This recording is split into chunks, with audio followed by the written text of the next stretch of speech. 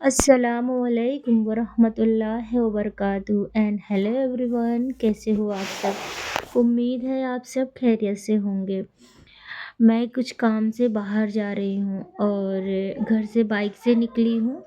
इसके बाद अभी मेन रोड पे जब पहुँचूँगी ना तो वहाँ से ऑटो मिलेगी और मैं ऑटो करके चली जाऊँगी। मेरे साथ में 1-2 लोग और हैं, तो हम सब साथ में मिलकर चले जाएंगे हमें जिस काम से जाना है। और पता है, आजकल ना हेल्थ मेरी ठीक नहीं रहती है, तो मुझे आप सबसे अपनी हेल्थ के बारे में थोड़ी सी अपडेट देनी है। पता है फ्रेंड्स, काफ़ी सालों से ना मेरी तबीयत ठीक नहीं रहती है। 9 साल हो गए हैं। 9 साल से कुछ न कुछ ऐसी गंभीर बीमारी लग जाती है जो कि मेडिसिन के बिना चलना मुश्किल हो जाता है। मेडिसिन कराना ही पड़ता है।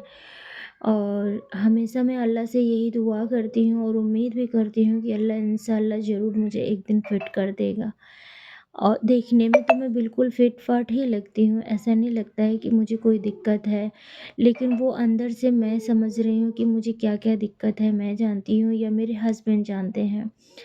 घर का जो काम है ना, वो मुझे तो रोज़ करना ही करना है। फैमिली के साथ जो रोज़मर्रा की रूटीन है, वो लेके चलना ही चलना है। एक दिन की बीमारी होती है तो लोग समझते हैं, लेकिन जिस इंसान की रोज़ की बीमारी हो जाती है ना, उसको समझना और सुनना लोगों के बस की बात नहीं रहती है, क्योंकि लोग फिर कितना सुने आपका रोज़-रोज़ का बीमारी, रोज़-रोज़ की आपकी तबीयत ख़राब। तो इसीलिए बस अल्लाह से ही उम्मीद लगा के रखी हूँ कि अल्लाह एक दिन ज़रूर लाएगा जिससे मेरी तबीयत ठीक हो जाएगी। और पता है, मेरे जो राइट हैंड है ना, राइट हैंड का शोल्डर से लेके और फिंगर तक इतना ज़्यादा पेन रहता है और इसमें उलझन भी रहती है, पेन भी रहता है। जैसे ही मैं लेटती हूँ ना, मुझे बहुत पेन होता है, मैं लेट के सो नहीं पाती हूँ। पूरी रात ऐसे मतलब 4-5 घंटे तक करवटें बदलती रहूँगी, साइड चेंज करती रहूँगी और पेन होता जाता है। हाथ पटकती रहूँगी, फिर ज़्यादा जब पेन होता है तो कहीं कोई मसाज वग़ैरह कर लेती हूँ, जैसे कोई मतलब बोन वाली, मसल्स वाली क्रीम होती है ना, उन सबको मालिश करती हूँ तो थोड़ा-सा रिलीफ़ मिलता है।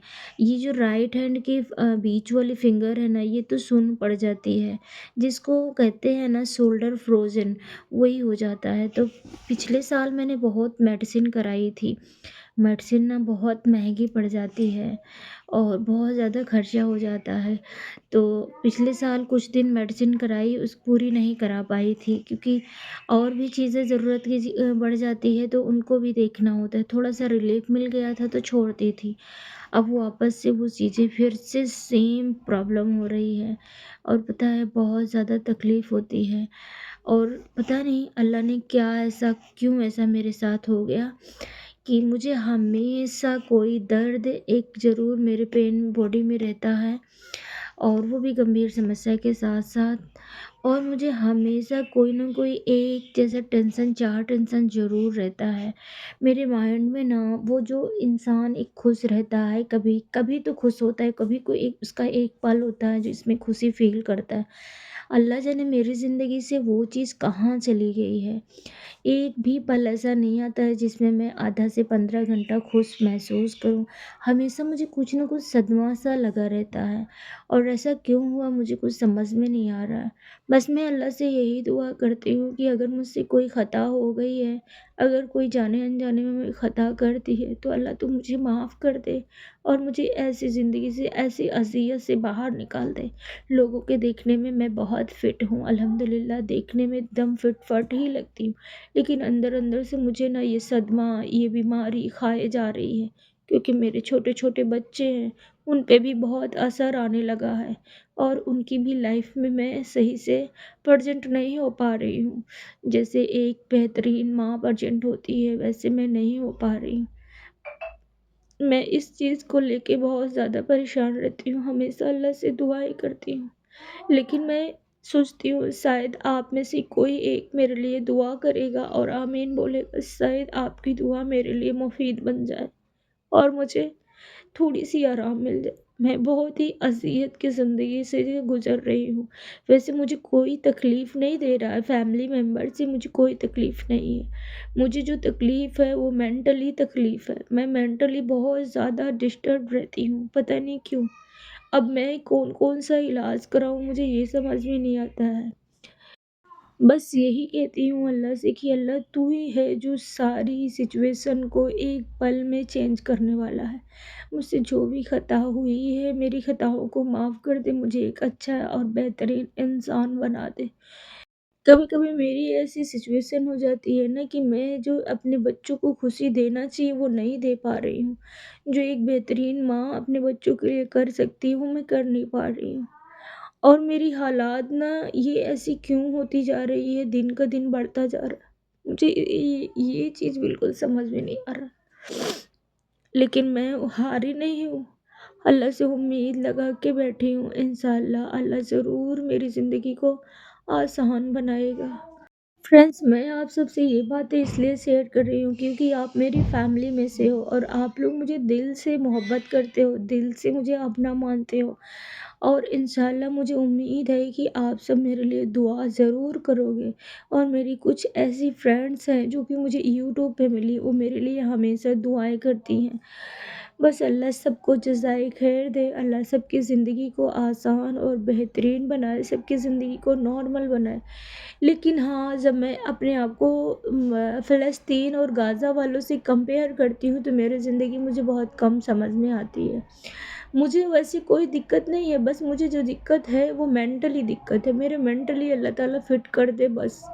बाकी सारी चीज़ में एकदम कोई नहीं है, जो है अल्लाह ने जो दिया है उसमें मैं अल्हम्दुलिल्लाह खुश हूँ। अल्लाह ने जितना कुछ दिया है कम नहीं दिया है, इससे भी कम लोगों के पास है। तो मैं किसी चीज़ से परेशान नहीं हूँ, बस अपनी मेंटली हेल्थ से परेशान हूँ। प्लीज़ आप मेरे लिए दुआ कीजिएगा और मुझे आपकी दुआ की बहुत ज़्यादा ज़रूरत है। तो फ्रेंड्स, यहाँ पे मैं ना किचन में क्या बना रही हूँ थोड़ी-सी ये भी अपडेट आपके साथ शेयर करते चलूँ। मैं यहाँ पे किचन में बिरयानी बना रही हूँ। घर में सबकी डिमांड थी कि आज तुम बिरयानी बनाओ क्योंकि मेरे हाथों की बिरयानी पूरे घर में सबको पसंद है और सबने कहा कि बिरयानी बनाओ। वैसे मेरी तबीयत नहीं ठीक है, मेरी अक्सू की तबीयत नहीं ठीक चल रही है। अक्सू बार-बार चेकअप पे जा रही है। उसको कोल्ड की शिकायत हो गई थी, इस वजह से वो ना बार-बार चेकअप पे जा रही थी और उसको नेबुलाइज़र पे भी रखा हुआ है। बार-बार नेबुलाइज़र देना पड़ता है, रात में ज़रूर देना पड़ता है। तो उसकी भी तबीयत ठीक नहीं थी, मेरी भी ठीक नहीं थी और शबाना गई हुई हैं इलाहाबाद, तो वो या घर पे है नहीं और आएँगी शाम को। तो मैंने कहा कि और सबने कहा था कि आज बिरयानी बनाना, वो भी कह के गए थे कि मैं जा रही हूँ शाम को तो बिरयानी बना लेना। मैंने कहा चलो ठीक है। तो आज मैं सबकी डिमांड पर सबकी फ़ेवरेट डिश बना रही हूँ और उम्मीद करती हूँ कि मेरी फैमिली मेंबर को पसंद आएगा।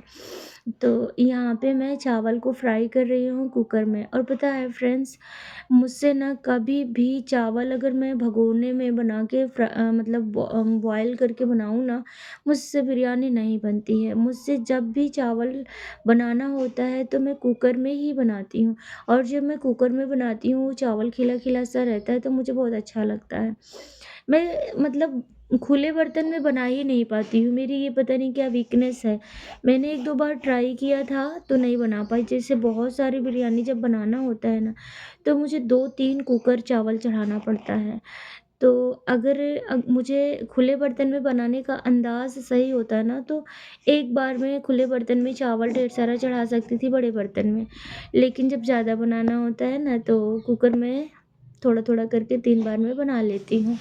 और पता है फ्रेंड्स, मैंने ना मटन पहले ही चढ़ा दिया है और जब मैं मटन चढ़ा रही थी तो आप सबको बता भी नहीं पाई, दूसरी टॉपिक पे बात करने लगी थी।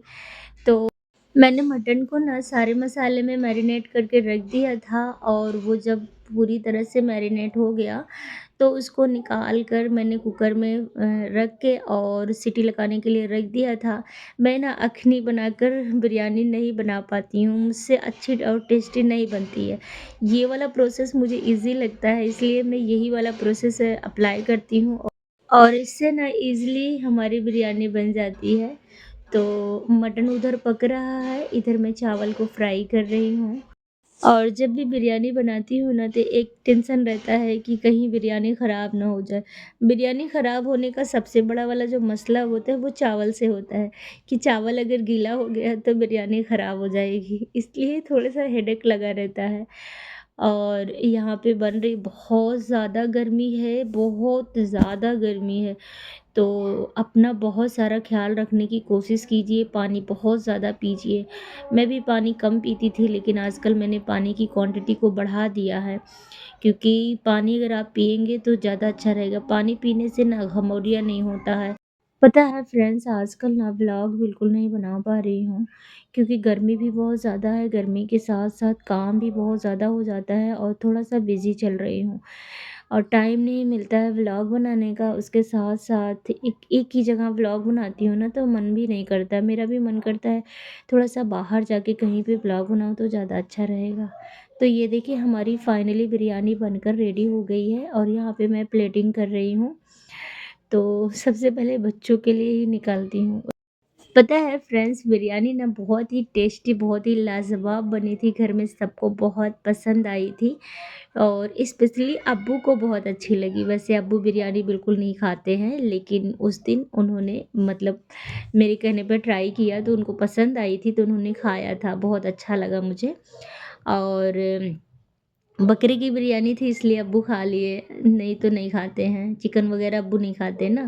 तो फ्रेंड्स, मैं ये वाली वीडियो को यहीं पे एंड करना चाहूँगी और उम्मीद है कि आप सब इस वीडियो को पसंद करेंगे, प्यार सपोर्ट देंगे। तो अपना बहुत सारा ख्याल रखिएगा।